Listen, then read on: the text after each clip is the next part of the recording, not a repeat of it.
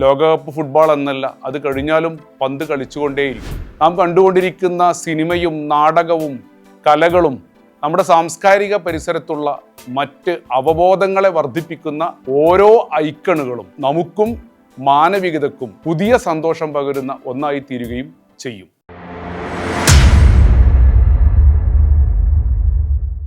ചിലർക്ക് 10 ഭാഷകൾ സംസാരിക്കാൻ കഴിയും, അല്ലെങ്കിൽ മറ്റു ചിലർക്ക് ഒരു ഭാഷയും സംസാരിക്കാൻ അറിയില്ല.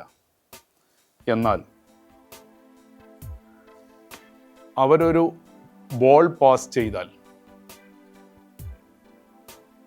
പരസ്പരം എല്ലാം മനസ്സിലാകുന്ന ഒരു സംവേദനം സൃഷ്ടിക്കപ്പെടും. നോക്കൂ, ഫുട്ബോൾ കേവലം ഒരു കളിയല്ല, അത് അങ്ങേയറ്റത്തെ കൃപയുടെ ഭാഷയാണ്. സത്യത്തിൽ ഫുട്ബോൾ പ്രാർത്ഥനയാണ്. ദർവീഷിൻ്റെ നൃത്തമായി ചലിക്കുന്ന ഒരു വൃത്തമാണത്. അഹം മറന്ന് അപരനെ നീക്കിവെക്കുന്ന ബന്ധം. സ്നേഹവും സാർവത്രികതയും ഉണ്ടെങ്കിൽ നാം പന്ത് മറ്റുള്ളവർക്ക് നൽകും. അപ്പോൾ അത് നമ്മെ തേടി ഇങ്ങോട്ടെത്തും. അത് പ്രണയത്തിൻ്റെ ഒരു പുതിയ ഭാഷ സൃഷ്ടിക്കലായിരിക്കും. അങ്ങനെ മമതയുടെ ഒരു പരിക്രമണമാണ് ഫുട്ബോൾ.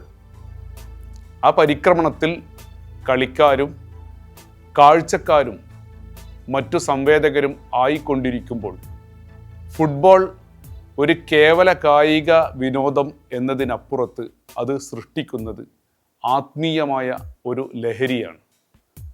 ഫുട്ബോളിന് പിറകിൽ അത് ലോകകപ്പ് എന്നോ ലാലിഗ എന്നോ അതല്ലെങ്കിൽ മറ്റേതെങ്കിലും ഒരു ക്ലബ് സ്പോർട്ടിൻ്റെ ഭാഗമായി നടക്കുന്ന മത്സരമെന്നോ വ്യത്യാസമില്ലാതെ ഫുട്ബോൾ മനുഷ്യ സമൂഹത്തിന് ആവേശത്തിൻ്റെ ലഹരിയായി ഒരു പ്രണയം സമ്മാനിച്ചു കൊണ്ടിരിക്കുന്നു. ആ പ്രണയത്തിൻ്റെ കഥയാണ് സോക്കർ ദർവീഷ് ആവിഷ്കരിക്കുന്നത്. ആ കഥയിലൂടെയാണ് നാം ഇവിടെ തുടക്കം കുറിക്കുന്നത്. നമസ്കാരം, എല്ലാവർക്കും അയ്യൂബി ഹ്യൂവിലേക്ക് സ്വാഗതം.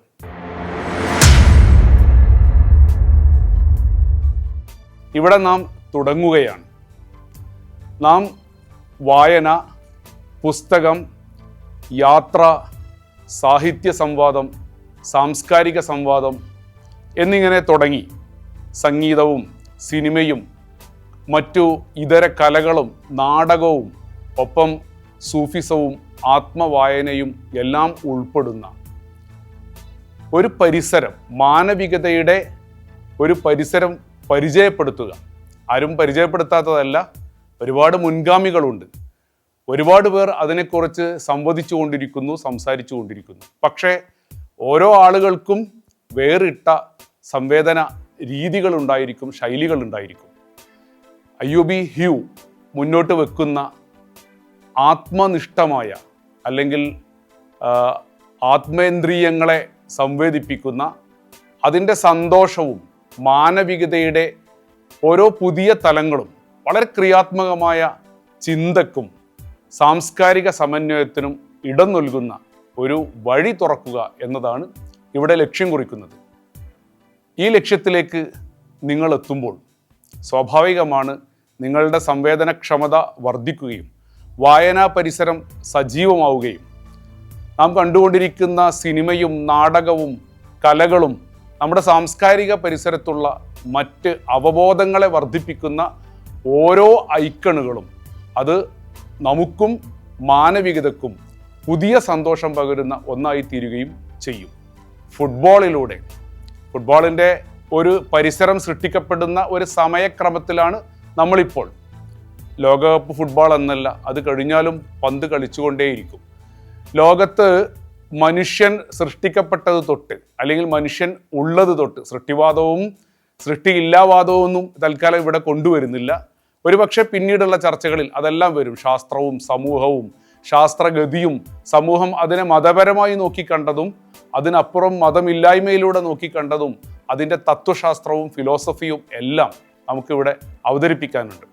ഇപ്പോൾ ഈ ഫുട്ബോൾ എന്ന് പറയുന്ന ഒരു വസ്തു അത് നമ്മുടെ ഭൂമി പോലെ ഉരുണ്ടുകൊണ്ടിരിക്കുന്നതാണ്. മനുഷ്യന് ഉരുളിച്ചയുള്ള ഉരുണ്ടുകൊണ്ടേയിരിക്കുന്ന വസ്തുക്കളോട് കൂടുതൽ ഭ്രമം തോന്നും.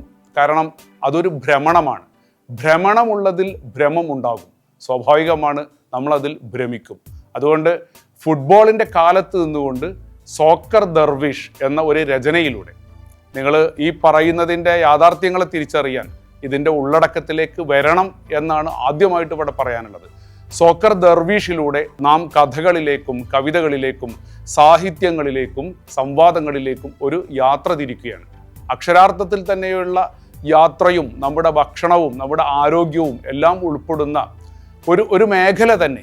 എന്താണ്, ഏത് ടൈറ്റിലിലാണ് ഒതുങ്ങി നിൽക്കുന്നത് എന്ന് ചോദിച്ചു കഴിഞ്ഞാൽ മാനവികതയുടെ പരിസരത്ത് നമ്മെ ക്രിയാത്മകമാക്കുന്ന എന്തെല്ലാം ഉണ്ടോ അതിലേക്ക് ഇറങ്ങിച്ചെല്ലുക എന്നുള്ളതാണ്. ഇപ്പോൾ നാം കുറച്ച് എപ്പിസോഡുകളിൽ ഈ സോക്കർ ദർവീഷിൽ നിലകൊള്ളുന്നു എന്ന് മാത്രം.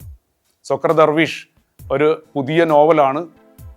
ലോകത്തെ ലോകകപ്പ് ഫുട്ബോളിലൂടെ, ഫിഫ വേൾഡ് കപ്പിലൂടെ 1950 തൊട്ട് 2010 നമ്മുടെ ഷക്കീറ വക്ക വക്ക ഗാനമൊക്കെ ആലപിച്ച ആ കാലഘട്ടം വരെയുള്ള അതിൻ്റെ മുഴുവൻ ചരിത്രത്തിലേക്കും ഒരു ആണ്ടിറക്കമാണ് സോക്കർ ദർവേഷ്.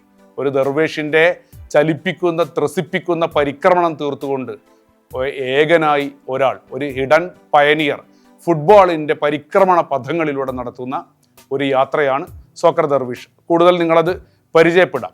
നിങ്ങൾക്ക് ഇഷ്ടപ്പെടുന്നുവെങ്കിൽ, ഇഷ്ടം തോന്നുന്നുവെങ്കിൽ സബ്സ്ക്രിപ്ഷനെ പറ്റി പരിശോധിക്കുക, ആലോചിക്കുക, മറ്റുള്ളവർക്ക് അത് എത്തിച്ചു കൊടുക്കുക. നിങ്ങളുടെ സംവേദനങ്ങളിൽ ഇത് നിറഞ്ഞു നിൽക്കട്ടെ എന്ന ആത്മാർത്ഥമായ ആശംസയോടുകൂടി തൽക്കാലം ഇവിടെ നിർത്തുന്നു. അടുത്ത എപ്പിസോഡിൽ നമുക്ക് കാണാം.